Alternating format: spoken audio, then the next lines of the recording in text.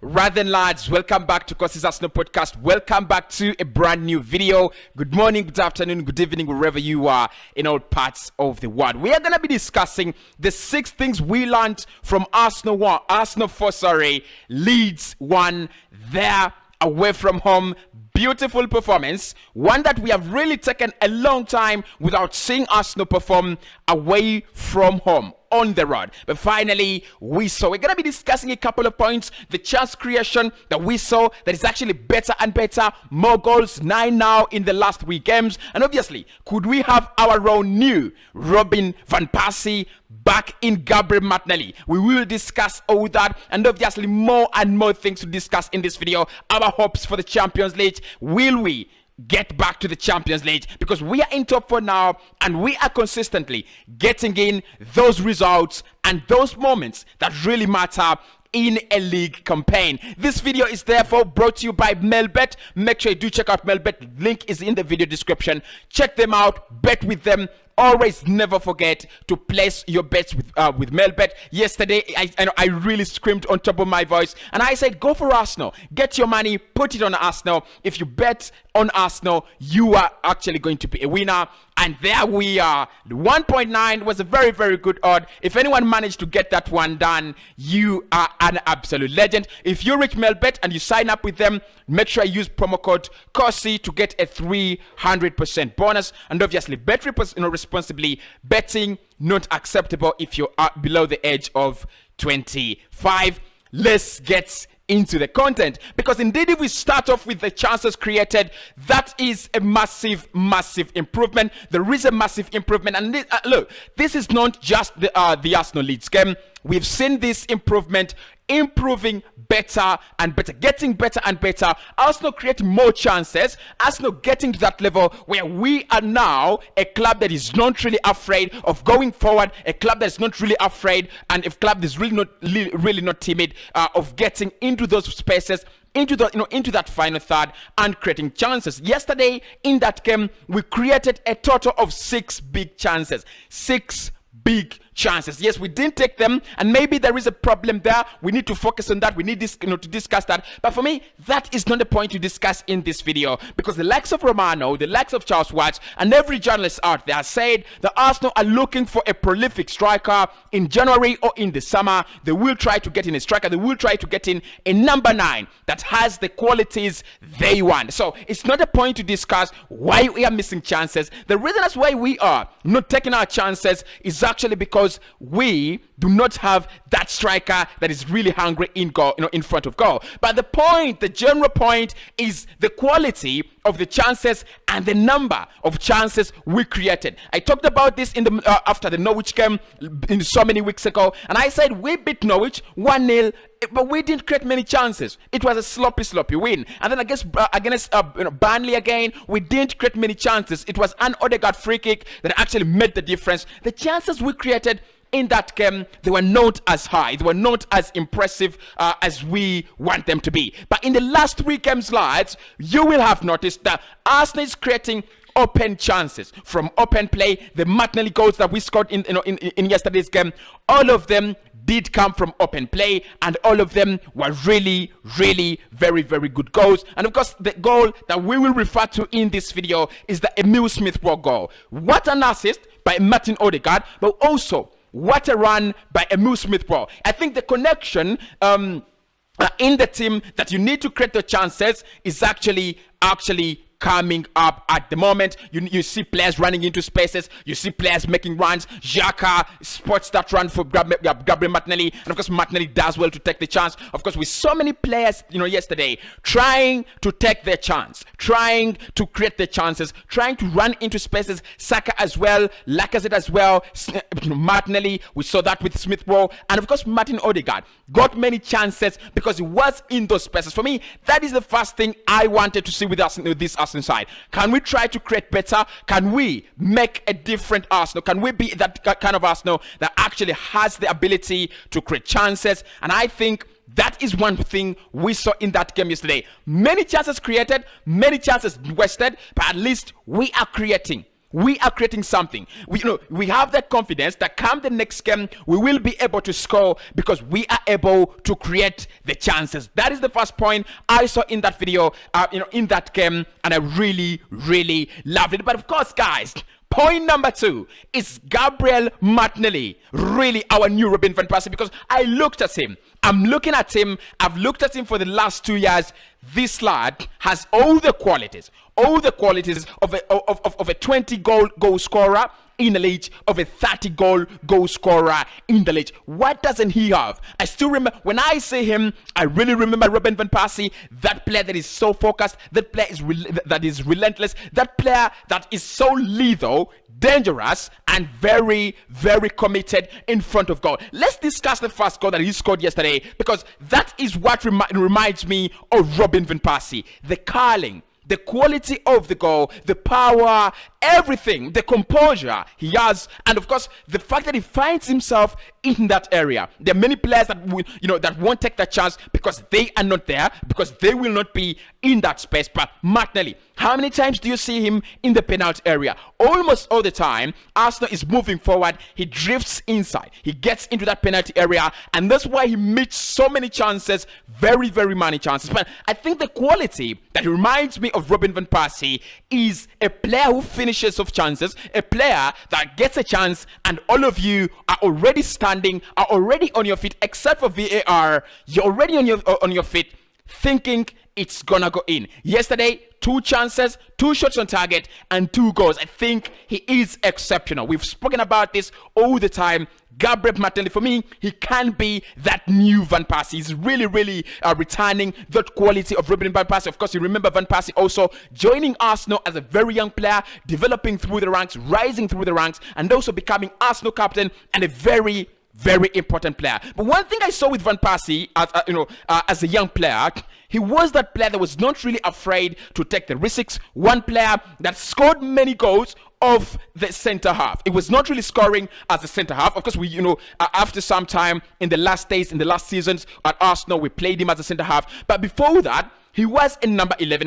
It was in number 11. At times he played as an inverted winger. But that player, that winger that scored many, many goals, that player that really was committed and very confident in front of goal. He is Robin van Persie. And in this Arsenal side, I'm looking at Gabriel Martinelli and I'm thinking, wait a minute, do we have yet another player? Do we have yet another phenomenal talent in Gabriel Martinelli? And all I'm going to say is that now we are having a big, big dilemma. Martinelli has to start every game because there's a set of goals, and that is one of our problems. We needed to score more, and we have a player now that really gets into those spaces, gets into those areas, and is really giving us what we need. So Robin van Persie, if I compare the 2 players, look, Van Persie is a legend at Arsenal. We cannot actually, refuse that. Despite the fact that he actually moved to Manchester United, he is still a very, very, very big, part of Arsenal and our history in the last 15 years. One thing I'm gonna say about Robin van Persie is, if we were looking for a heir, if we're looking for someone to succeed Van Persie, bro, we got you a successor here, and that is Gabriel Martinelli. All we need to do, find him more game time, and of course, get him a better shot number.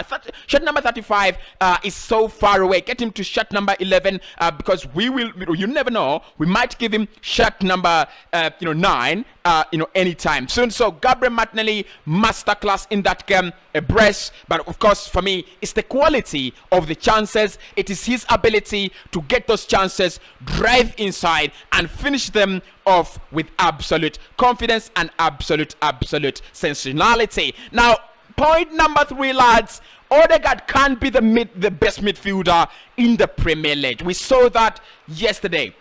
3 consecutive games, I think around 4 consecutive games now, from Manchester United to Everton to Southampton to West Ham, and now Leeds. 6 consecutive games, Martin Odegaard being the best midfielder at Arsenal every game. And now I think, when I speak about chances created, when I think about players creating chances, I think Martin Odegaard is the answer. We have finally found our new Dennis Parkham. We found our new Mesut Ozil.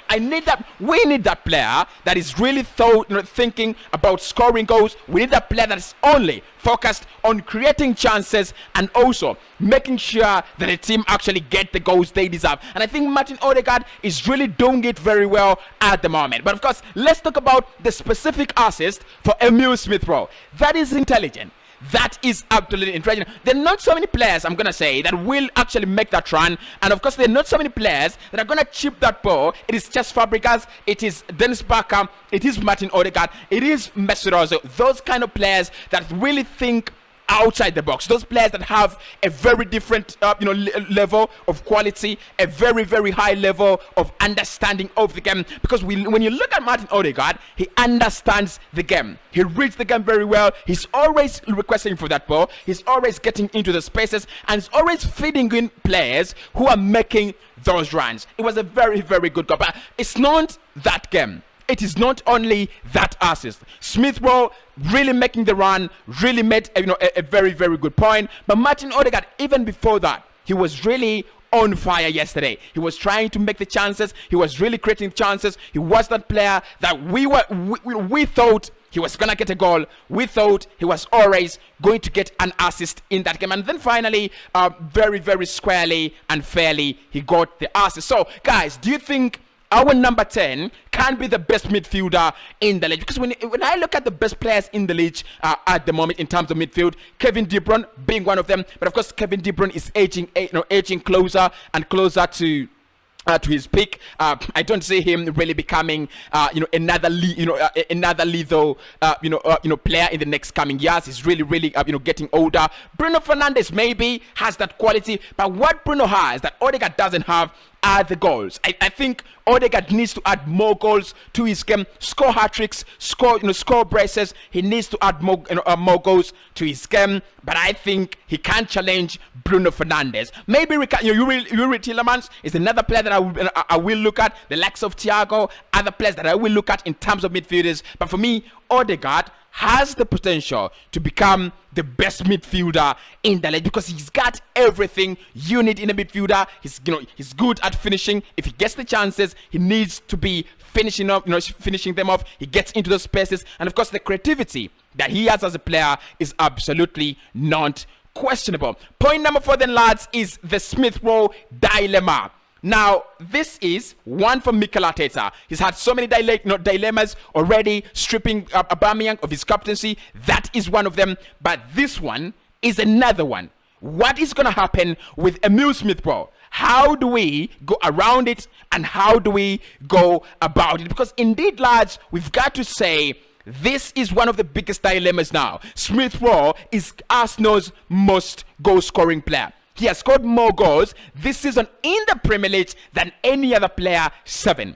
Gabriel Martinelli, who's actually taking up Smith-Rowe's place, is also scoring goals for fun. And Saka is unbreakable. Odegaard is on fire. And because Smith-Rowe cannot be used as a number 9 because he can't actually do that. Maybe what Mikel Arteta may do, and I think this could be the only way out, is to use Gabriel Martinelli as a striker, and then Emile Smith-Rowe gets back in the squad. That is the only way. Because do you drop Martin Odegaard? No. Do you drop Gabriel Martinelli? No. Do you drop Saka? No. Do you drop Emile Smith-Rowe? It is unfair. It is absolutely unfair. Smith-Rowe knows, and of course he feels he should be starting every game. Of course, he's so good. He's already scored 2 goals off the bench, and that is a mark of a player telling you, I need my place back. I only got out of this team because I was injured. I didn't get out of this team because I was proving to be very, very poor. And of course, look guys, I think that is also a very, very big positive in terms of Arsenal Football Club. We are getting our players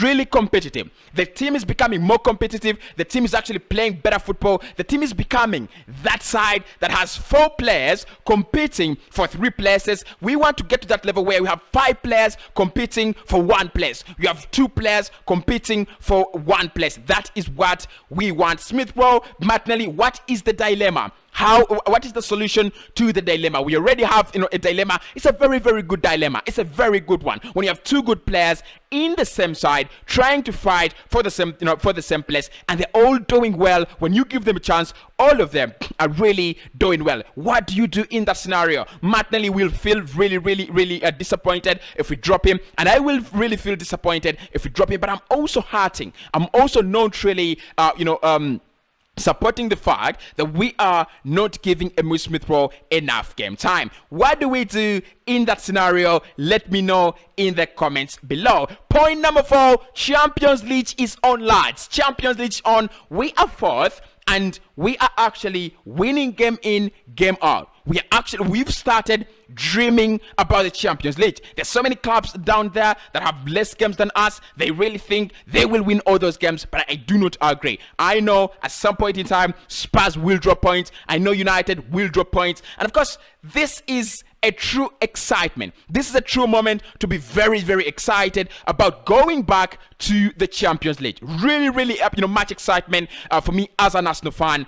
Really, really, really much excitement. Because if you look at the table, we are 4th at the moment, and we are pushing further and further.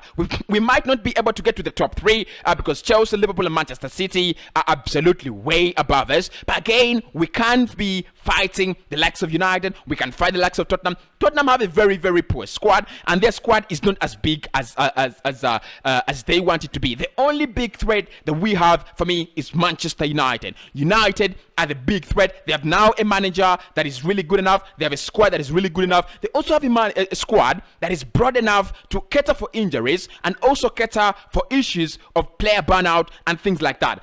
A squad that we really do not have at the moment. And they also have that element of experience when it comes to decisive games, when it comes to difficult moments. You saw it when they played us. They had the experience. We lacked it. When we played Everton, we crumbled under pressure because we were going to the top 4. Honestly, lads, they are still a little bit better than us, but our Champions League hopes, our Champions League, hopes are really high now. If we can keep this burning, if we can keep the fire burning, if we can keep the flames up, we maybe we will be getting back to the Champions League. And of course, point number 5, of course, I think in number 8 will make us even better. I looked at that game. We were dominated really in the second half. I think Leeds really had a very, very good game, game plan in the second half. It really didn't give them any rewards because they didn't win the game. But honestly, we need a number 9 in number 8. We need a proper number 8. In number 8 and in number 9 will make us absolutely better. We need a player who can be better in terms of ball distribution, dribbling, and also focused on making sure that we have the ball, we are controlling it, and we are in charge. I'm thinking about players like Iniesta. I'm thinking about players like Xavi. That caliber of a player. We need to bring in someone like that. Barcelona, I really envy them. They have, they are players like Pedri. When I look at Pedri, I'm looking at a world-class midfielder. And of course, if you get Pedri and partner him with Thomas Partey, it is really, really impossible because his contract is worth $1 billion. If you want to buy him, you have to you have to pay $1 billion. But how about going for Jude Bellingham? Maybe Arsenal could surprise everyone. Maybe Aurelien Tchouameni. Maybe Yuri Tillemans, someone like that, someone that is really composed, someone that has a lot of talent inside their veins. But I also thought about that we need a number 8 to make our game a little bit better. And finally, lads, let's get down to the player ratings and see how our players really rated yesterday. Ramsdale yesterday, good performance. It was easy and chill. Saturday, easy and chill. And I was surprised that he didn't have a baseball hat on because it was really just chilling with Ramsdale. I think the episode yesterday in that game was called Chilling with Ramsdale. That was the episode. I'll give him a 7 out of 10. Really not bad performance, really. really nothing for me to complain about for Ramsdale. Ben White, I'll give him an 8 out of 10. I think they played well right from the back. All our play was actually situated right from the back. Ben White 8, Gabriel Magalhaes, I'll give him a 9. Obviously because of the foul, I'll give 1 mark more to Gabriel Magalhaes. Tomiyasu in that game, I think it was just okay. I'll give him a 7. I'll give Kian Tierney, my man. I thought going forward he was a little bit better than Tomiyasu. I'll give him an 8 out of 10. The midfield pivot, Xhaka and Partey, both of them get an 8 out of 10. We won the game, and we were really, okay. I think in terms of game management, we were okay. I was really scared and really scared by the fact that we were losing a lot of we were losing a lot of time on the pitch without the ball because they had possession in the second half. But I think in terms of game management, in terms of managing the midfield, Partey and Xhaka were good. I'll give them 8 out of 10. 8 out of 10 to both of them. Going forward, Gabriel Martinelli 10 out of 10. A goal scorer that scores a brace for me deserves 10 out of 10. Martin Odegaard 9 out of 10, had that beautiful assist, 9 out of 10, and I gave him man of the match as well. Saka gets a goal, 8 out of 10. I think he was not really to that level of Martin Odegaard and Martinelli, but 8 out of 10 is just enough. And Lacazette will get for me a 6 out of 10. Not a bad performance, but not the one that I really wanted to see from Alexander Lacazette. Smash a like on the video, subscribe to the channel, and I'll speak to you in the next one. Check out Melbet and sign up with them for a 300% bonus on your first deposit. Link in the video description.